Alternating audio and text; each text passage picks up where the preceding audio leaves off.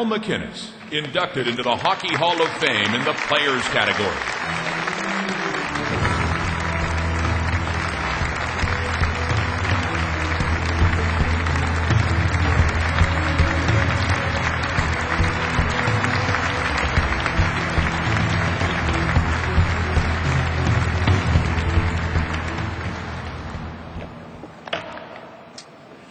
Thank you.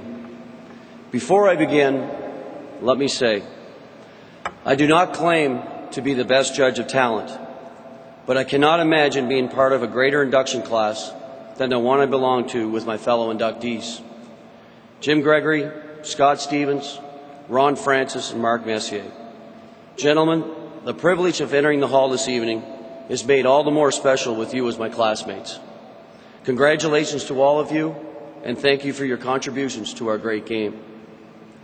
At every stage of my life, hockey has given me something I wouldn't otherwise have. Opportunity, challenges, blessings, rewards, responsibility, friendship, and most importantly, family. Hockey has brought me here this evening to the Hockey Hall of Fame to accept an award that is simply unimaginable. We all grow up dreaming of winning a Game 7 in overtime, or raising the Stanley Cup over our heads. But no one pictures themselves making an acceptance speech in the Hall of Fame. And that's why tonight is the most moving and humbling experience I've had in my career.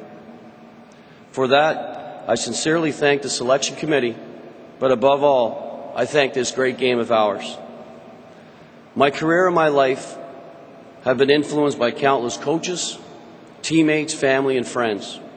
In my youth, it started with my parents, Alec and Annie Mae MacInnis, who made incredible sacrifices so 6 MacInnis boys could play the game of hockey. I am grateful to Albert McDonald, who allowed me to travel to tournaments and genuinely experience all that hockey has to offer. I thank my midget coach, Don McIsaac, who saw my skating on right wing for what it was poor, and rather than releasing me, suggested I playing defense, so I did. I was only 16 when I headed west to play junior for the Regina Pat Blues. Being away from my family and friends for the first time, nearly 3,000 miles from home, would have been daunting if not for the fortune of rooming with Barry Trotz and the friendship of teammate Garth Butcher. Later, with the Kitchener Rangers, I continued my development with roommates and teammates I grew very close to, Mike Eagles and Wendell Young. I thank all of these men for the roles they played in my career and life.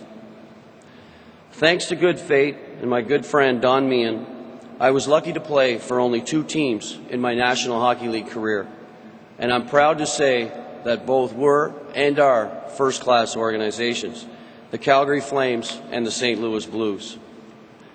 The Calgary Flames epitomize leadership, from Harley Hotchkiss and his partners, to my coaches, teammates, and trainers, to Gary Suter, my roommate for 9 terrific seasons, and to the one man who set the ultimate NHL example for my generation, our captain, Lanny McDonald.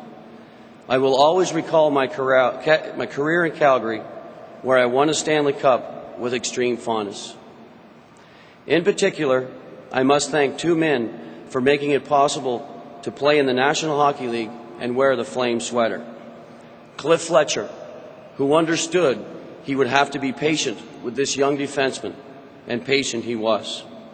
And Al McNeil, who emphasized conditioning, fitness, discipline, and insisted that I would succeed. I did not want to let him down, and I thank him for his guidance. In 1994, I was traded to the St. Louis Blues. I am grateful to the 2 men who brought me to St. Louis, Chairman Mike Shanahan Sr. and General Manager Ron Caron. And I thank our new owner, Dave Checketts, for revitalizing the Blues franchise that I continue to represent with much pride. I am grateful to my coaches, teammates, and trainers in St. Louis. And I'm also deeply indebted to the man who made it possible for me to finish one career on the ice and start another in the front office, and allowed me and my family to call St. Louis home. Thank you, Larry Plow. And to Wendy Plow, keep battling. everyone in hockey is thinking of you.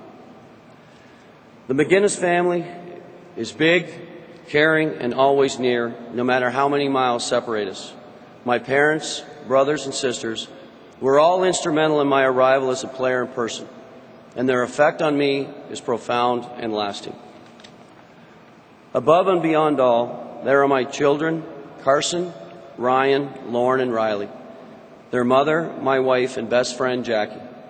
The stability, support, and love that Jackie and my children have given me, without condition, is why I'm here tonight. I love you, and I thank you. My life's journey has been blessed, and I thank my family, friends, the game of hockey, and the good Lord for my continued good fortune. With that, my final thought this evening is a tribute to where this wonderful journey began 44 years ago. To the people of Nova Scotia, you are my neighbors, my classmates, my relatives, my friends. You are good people. To represent you as the first person ever from Nova Scotia to be inducted into the Hockey Hall of Fame is a privilege of the highest degree. My place in this hall is your place as well. Thank you and good night.